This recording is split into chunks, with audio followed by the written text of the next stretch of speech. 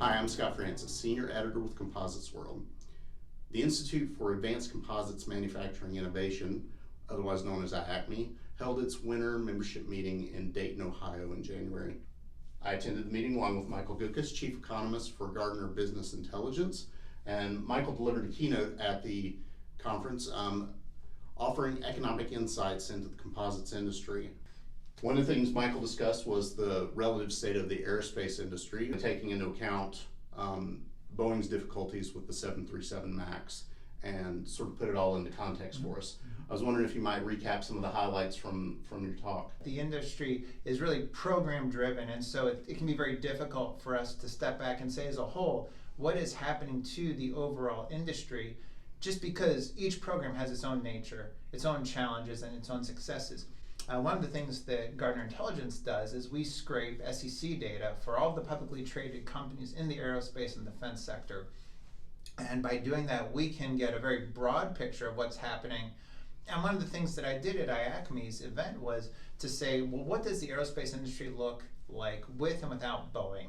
And the reason why that's important is because if we look at the 737 MAX program, like you were saying, and the challenges it's faced, that has really created a significant dent in Boeing's finances in 2019.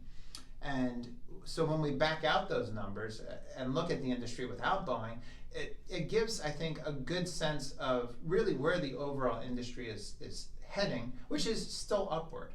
And just to look at a couple of the quick numbers at a very high level, right? When we look at revenues and earnings for the industry as a whole in the first half of 2019, before the 737 MAX really started to dent Boeing's finances, the industry's revenues were up over 10%. The EBITDA was up in the mid-teens. So these are really great growth numbers. In the third quarter of 2019, Boeing took a $2.7 billion hit, and that, of course, put a big shock into the industry. And you can see, as I showed at IACMI, what that looked like.